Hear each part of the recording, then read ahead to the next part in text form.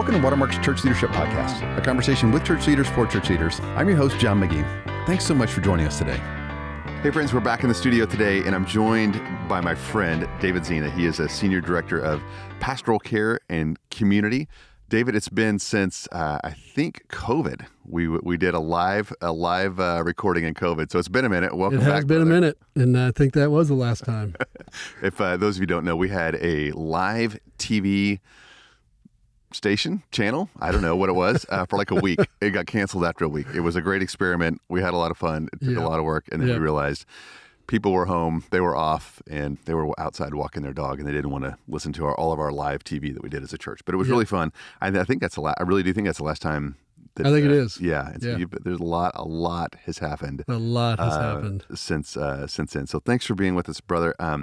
So today, I thought what we would do is talk about how to turn around kind of underperforming teams. You know, if you've got, you've inherited something that is not doing what it should be doing, or even you're leading something currently, and you feel like, I don't think we're headed in the right direction. I may not have the right people on the bus, or we're not executing the way that we should, or there's some kind of, some other thing in your team that needs to be addressed. So, David, I appreciate you being here, but I actually outsourced you today. You are a photo op at this point because I asked ChatGPT basically about this topic. So I typed in this prompt: if I have a department that is underperforming in my organization, speak as a consultant and tell me how I can change the team in 5 simple steps. So this is what ChatGPT said. I'll read this and then we'll record the outro and we'll be done here. So number 1, evaluate the current state.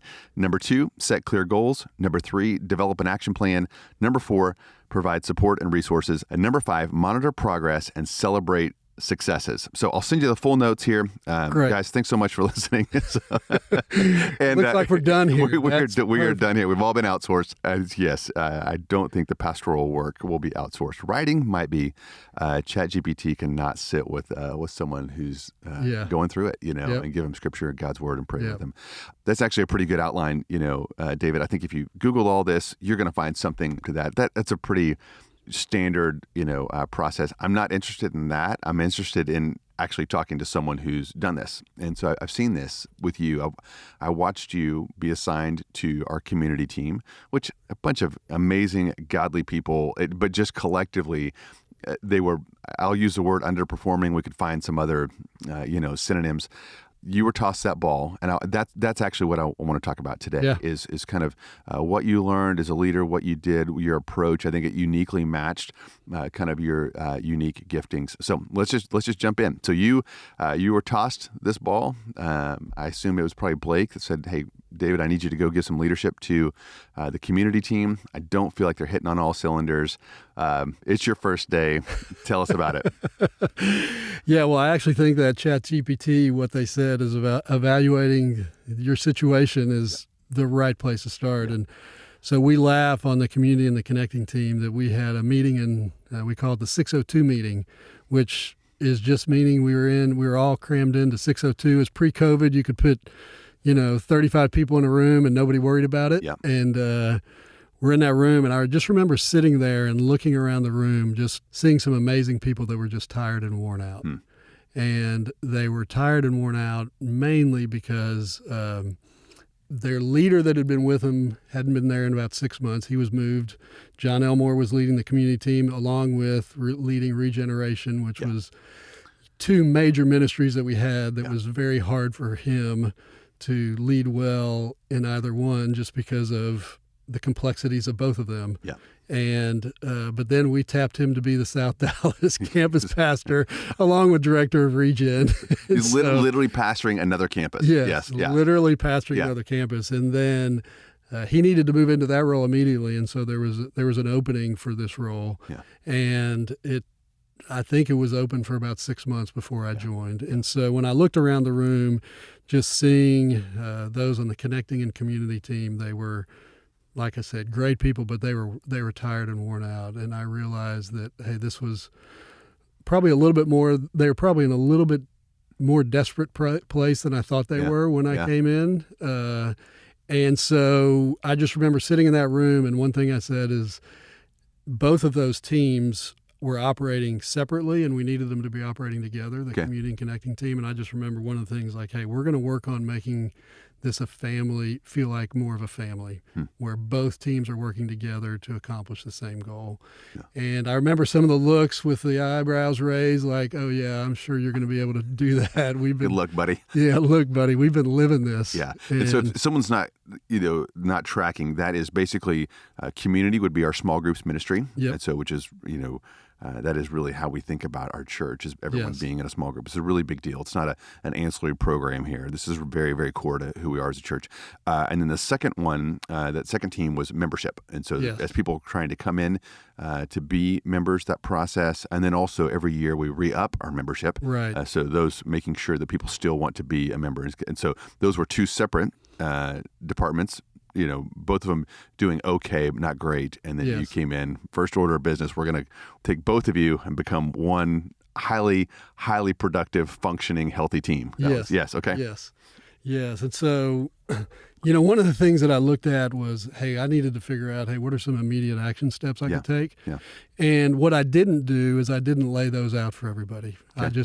I was evaluating it, saying, hey, I'm not going to put some game plan together that, hey, this is step 1, step 2, step 3 that people had to follow, but it was more of, hey, what did I need to do as I was looking at the team? And the first thing I realized is, hey, I just needed to have a ministry of presence. When I was looking around there, they needed a leader that they could see, be around, and get to know. Yeah. And my office is right there in the middle of everything, and left the door open and was available for whomever. Yeah. And then also started setting up for those direct reports I had weekly one-on-one meetings. Yeah. Where I could get to know individuals and get to know people. So fascinating. That's where you started, because everyone listening here is like, oh, David seems like such a nice guy. He's like, he's got to be like a warm, teddy bear. You want to give him a hug. but I know you. And, so before you were on staff, you built and sold a company. You're a shrewd operator, and I think I probably would have, expected you to come in 30 minutes, listen, and then hit the whiteboard and go, guys, here's what we're doing. Yeah. And I love that. I love that you said, hey, I'm actually, before we start barking out orders and things like that, we're gonna get to know these people, and they're gonna feel that I care about them before I start asking them, to act or march or execute in a way that's different. And I think it was really, really wise. And I don't know if that was natural, if that was your natural inclination, or you said, I think to play the long game, this is what I'm going to do. But I think you probably evaluated pretty quickly where everybody was, and your natural tendency would have been to just send them an email and say, go get it, guys. And I love that. And I think it's a really, really, really good best practice. Can I come back just for a second, David? Sure. You said, I had all this in my head. I didn't tell them everything at the time, basically. So I take that to mean you had a roadmap, but you weren't going to let everybody see the entire roadmap all at one point. Is that what you meant by that? Yeah, that's what I meant. I mean, I would say when I walked out of that meeting, I realized, okay, this is going to look different than maybe I thought walking in. Okay. Walking in, I thought it could be a couple of tweaks here and there, and we'd be off and running. And let's do lunch. Let's do lunch. Yeah. And I realized, okay, I needed to think through. What I didn't want to do is lay out anything that caused them more stress or discomfort of just in the place that they were in. Yeah. And realizing that, hey, my first work was to get everybody operating together, because like you said, these two teams are, as people are coming in the door, we're greeting them as a frontlines team, as visitors are coming in, and then taking them along the steps into membership, into our body. And then the community team then takes over and, is shepherding the body, as every member is a part of a community group. And so we feel like, hey, we've got responsibility over a lot of people. Mm-hmm. And the first thing I knew is like, hey, if I lived with that stress of, hey, I've got to care for all, let's call it 10,000 people. Yeah. I can't do that alone. And so I realized, hey, my role is to care for the people that are caring for the people. Yep. And so that's kind of where I start. That's where my vision started, was like, okay, I need to start caring for these people as they're caring for our body. Yeah, that's good. I do think, just start simply and simply start. I do think it is a best practice as a leader, if you're kind of given an opportunity like this, to not come in guns a-blazing with about 50 things that are going to change. Now, you might intuitively, really quickly see 50 things that need to change, but they other people that have been living in this space probably can't metabolize all of that at one time. And so you're probably just going to need to, think about, this as a giant buffet that you're going to, take down, but you're going to have to do so in small plates. And you're going to have to give them things that they can metabolize in certain settings, because it won't be personal to you, but it'll be very, very personal to them. Yes. And you'll kind of say, well, this is the right way. We all agree on this. Why is this so hard? Well, it's because they've been living in that space for a lot longer than you have if you're the new kid, and they're just going to need some time. People take time to metabolize change. Most people, not all, but most people are resistant to change, and you just have to know that. Don't yell at them and don't get agitated with them. You stay close, and you love them as Jesus would if he were in this role. Exactly. So David, you did you did one-on-ones, weekly one-on-ones with your directors, kind of your leaders. What else did you do to have a ministry of presence with these people? Well, some of the things I did is I started scheduling lunches with a group of people on the team. Yeah. And what was interesting, what I found out there was, I was setting up a lunch just simply for them to get to know me, because I didn't expect them to trust me right away. Yeah. I needed to earn their trust. And so I was like, well, hey, I'll get some lunches and with groups of people. And I remember the first few that I had, there was kind of this awkwardness in the lunch, and I just would say, hey, I'm not here with any agenda. I'm just here to spend time with you. Yeah. And then I immediately saw kind of a relief.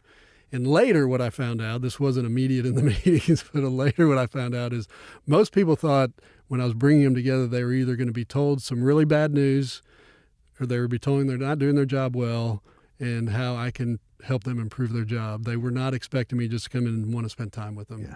And I think that just came from, again, inefficiency of time. When people don't have a lot of time, they come into meetings, they give them 3 or 4 things, and then they're out because they just don't have time. And I think that's what previous leaders were doing. Yeah. And it wasn't because they're bad leaders. It was just because of they just did not have the time. It was math. That's right. Math. Yeah, that's right. And so it was unexpected for the team when I came in and just anxiety-inducing, invite. Yeah. Hey, I'm just here, and I do remember. I mean, I can still remember several of those lunches of just. We spent a lot of time laughing and making memories. Good. And creating opportunities for trust to be built just through relational time together. Yeah. There was, I remember just a noticeable uptick in laughter, smiles, those kinds of things, which is, honestly, that's a fertile ground to do something difficult and something that matters, is just people that enjoy being together and that are having a lot of fun. And tell me the story. I remember you guys ended up doing like karaoke and a little, backwoods kind of like, what was that? So what's interesting about when I started, I started in February of 2020, and then COVID hits in March of 2020. Yes. And so now I'm trying to lead this team through Zoom and Microsoft Teams and all that, which was a mess, as we all remember. We try to forget, but we all remember. But one of the catalytic things for us was when in March of 21, we took a team retreat. And so we went away as a group and got some time away. And that's the first time the teams had been together in that kind of setting in a while. Yeah. And we went out to a camp, and then we went into Tyler, Texas.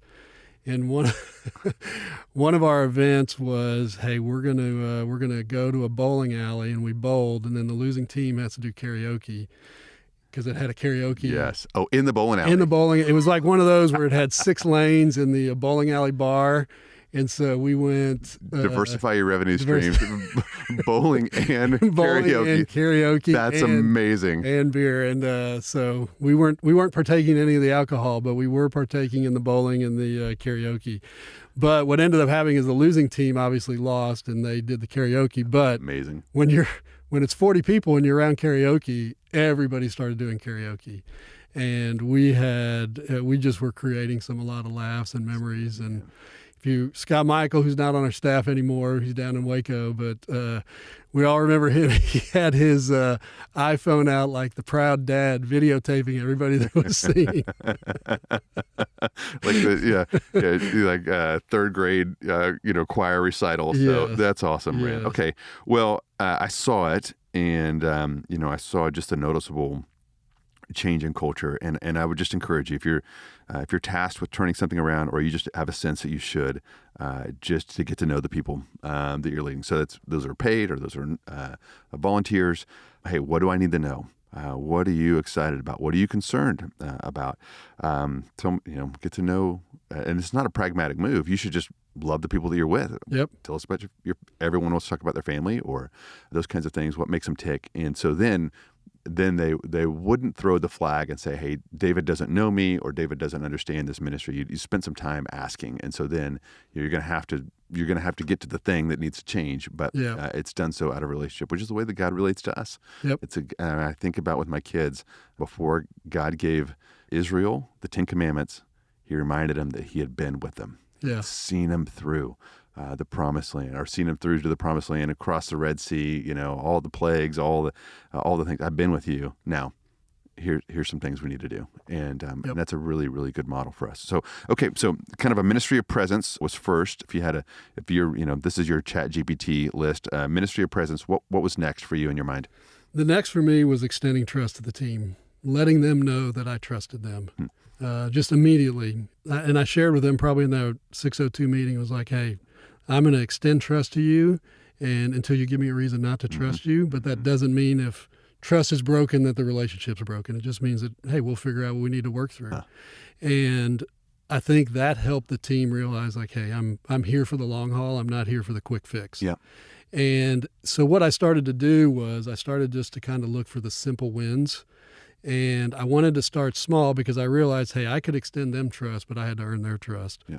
And so I would set some, look at things like, hey, here's some levers that I can pull that will help them in their roles. And my goal for their roles was we had become more of a metrics type feeling around the community team and the connecting teams of like, hey, you've got to hit these markers in order for you to be doing your job well. Well, in everything that we do on our team, it's very relational. Mm-hmm. And there are times that we're in situations that you could spend your whole week on that one situation, or you could be spending multiple weeks on one crisis going on in someone's life. And there was this tension the team felt of, hey, not only do I have to take care of this, but I also have to hit 10 meetings a week, or I've got to make these 40 calls, or whatever I need to do, whatever the metric was that they had for the day. And what I started to do was started to eliminate understanding what the needs of our leadership were and the requirements of our leadership, and then changing the way we were accomplishing that. And so doing it in a way that allowed them all to excel in their giftedness while not feeling burdened by, I have to do certain things. Mm-hmm. And the reality was they ended up doing all the things that we needed done. Yep. It was just a different way for them to do it. And so I was looking for those simple wins that I could pull levers that allowed them to feel like, hey, my job is I'm more in my gift set, which means it's easier for me to do because I'm operating in my gift set. It doesn't feel like work. It feels like I'm operating in my gifts. It's good. Yeah, I think it's really good. One of the things we'll talk about around here is you start at level 10 with trust. You don't build up. You start at 10. Now you can lose it, or give us reason not to. But I'm going to treat you like you know what you're doing. Yep. You're going to ask for help if you need it, and that whatever you do, you're going to be doing exactly what you should be, what we expect of you, what we ask of you, until proven otherwise. As opposed to we'll keep an eye on you, buddy, and see what you do. Yeah. And what happens, not everyone, but a lot of times people will rise to that level of trust. Mm-hmm. And so if you micromanage them, they will act like someone who needs to be micromanaged. If you move into a situation, say, I trust you, level 10, go do your job. How can I help you? They will grow into that really, really quickly. And so I love that, rather than we're going to get some metrics on here. And metrics aren't bad. Clear expectations can be really, really helpful. But I love that. And that's always that's a fun way to be led. And so when in doubt, ask, how would I want to be led if I was that person? And it brings a lot of clarity, And I guarantee you wouldn't want a bunch of, mandatory reports that you had to fill out before you could leave, the end of the week. So all those kinds of things. Okay, perfect. So ministry of presence, extending trust.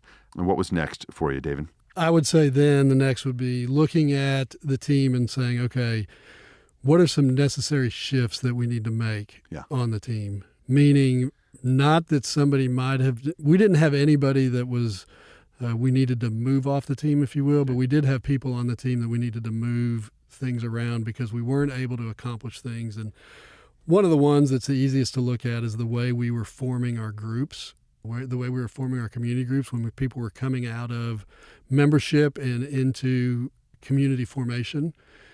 We were running kind of two different offenses for the single side of our body and the married side. Mm-hmm. And one of the necessary shifts I saw was, hey, we need to combine that and have one leader leading that, mm-hmm. which meant moving some people around and people looking at it feeling like, I remember there was one person that we moved, and he was, I want to say this, he was not disrespectful in any way, but I knew we were developing a healthy team when he came and said, hey, I'm disappointed in the decision that you made. I feel like I should have been the one that was considered for leading this team, and we chose someone else to do it. He was still on the team. Nothing changed necessarily. There's a few job description things that changed, but nothing materially changed for him. But giving him time to come to grips with the change that we made, and not just saying, hey, live with it, buddy. It was like, hey, we want to give you time to give us 3 months, evaluate us in 3 months on how we're doing. And I will tell you, the way he responded it ministered to all of us on the team, how you respond in disappointment. He respected the decision, though he didn't agree. He fulfilled his job with excellence and did an excellent job, and was in that role for a year until he moved into another role on staff that he felt like was better for his gift set. But in the way that he led, we miss him on our team. Yeah, that's good. I mean, he was a joy to work with, and but that happened about a year in. Maybe it was about a year and a half, and that's when I knew, okay, there's health developing, because he felt comfortable enough to come and say, hey, that was your tell. That's interesting. That's a tell of like health that's theirs when people can come to you and share their disappointment in a respectful, God-honoring way.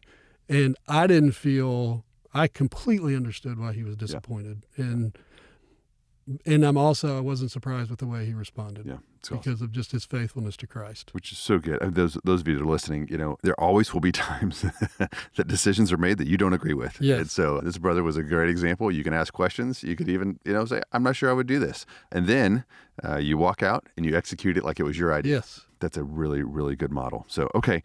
If I was going to summarize the three things about your making the shifts, David, it was one, you want to make sure that you have the right people on the bus, mm-hmm. And so if you need to get someone off the bus, you may have to. That may be part of it. And you said you didn't. And then two, you want to make sure that you get the right people in the right seats. And so sometimes you're going to you've got the right players. They're just playing maybe out of position. And that is the gift of someone objectively walking in from the outside and say, you know what, I think if we did this, people would be playing more of their gifts in their sweet spots. And then third was making any strategy changes. So that's where you felt like it was more, it was better just to combine those two teams, see it as one seamless process, not two disparate ones. So anything else that you did, just kind of tactically, that's at the strategy level, anything then did you roll out, and specifically, guys, we are going to make these changes. Is that when I would say those then just started adapting as we would start with the simple wins. Yeah. We would accomplish those, and then we would move to the next ones, and then we would move to the next ones. And you have to, in any leadership position, you have to be okay with people not agreeing with you, but you want them, you want to give them the opportunity to work through whatever it is they're not agreeing with, but then getting on board. Sometimes they're decisions that people are going to have to get on board pretty quickly, and sometimes you need to give them a little bit of space to do that. And so for our team, God was very kind and fortunate. This ship was corrected pretty quickly. Yeah. And what I would tell people is like, hey, don't judge how well you're doing with how quickly change comes. Just remember the responsibility that we have is to just be faithful. God wants us to love people. He wants us to serve them. And sometimes that means you got to share things that are hard. Sometimes that means you got to make decisions that people don't agree with, but you've got to give people the opportunity to catch up to where you are, because as you shared earlier, it is emotional to them because this is the world that they're living in. So there is some personal feeling that it takes them some time to get there. But I just remember I wanted to be patient with people and be faithful to love them and serve them well. Yeah.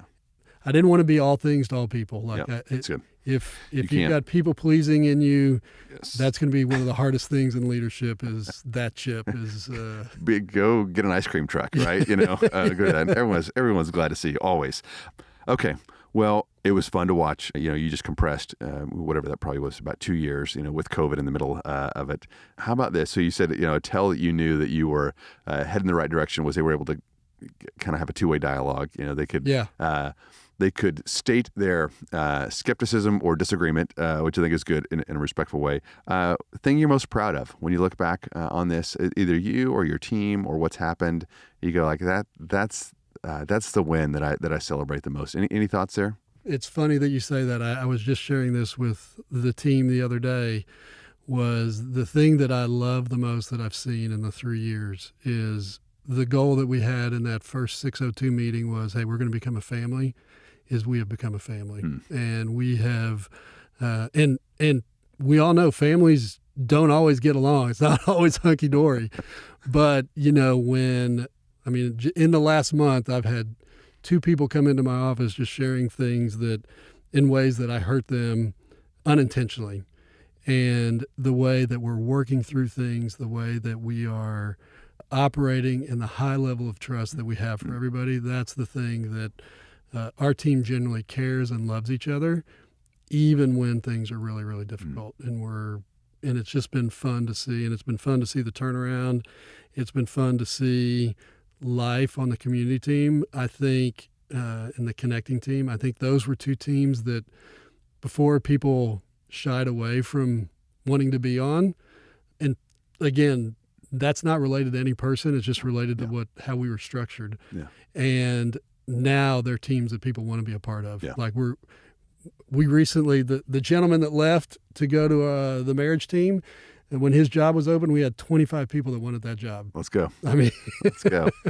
That's great, man. Yeah, and that's in a time when it's favorable for the employee, currently. It might not be in the future, but the fact that you had 25, that's a great tell. Yeah. That would be a great thing to measure how many people apply for this position when it's open, if you want to track that, it just is a proxy for how healthy your team is and what the connotation is outside of your team. So, well, brother, really well done. It was fun to watch, and, I know there's a whole lot more there, but I think I appreciate ChatGPT. I appreciate blog articles. I appreciate books. If you're going through things like this, I would encourage you to find someone who's walked the path that you have, and just ask them, lay out where you're stuck. Ask them what they're glad they did, what they would do if they were going to do it differently. What advice would you have? I find myself asking that a lot when I lay out my issue, and then I shut my mouth and say, hey, what counsel would you give me? What would your counsel to me be? And I just take notes, and then it matters to me what people would say kind of in real time when I lay something out. And so you got a really good outline here, brother. Show up, love them, ministry of presence, build relational capital, treat them with respect, like they know what they're doing, like you trust them. They'll oftentimes, not always, but oftentimes will gravitate toward the trust that you've given them. And then you start making the calls that you have to make as a leader. You make sure you got the right people on your team, they're in the right seats, and then your strategy is clear. And then what I love, I don't know if you realize what you said that was, David, that you didn't really get involved too much with the details. You just said the end zone was really, really clear. Yeah. Where we were going was clear. And back to number 2, because you trusted those people, they figured out the how. And if you can create that, then I really do feel like you've turned something around. And if there's ever an opportunity to hop on your team, lots of people want to be. Lots of people want to be. They want to eat barbecue and sing karaoke and smoky little bowling alleys, right. and just have fun and make memories while they do things that matter. And always remember your why. I think for you, I bet that was a little bit easy.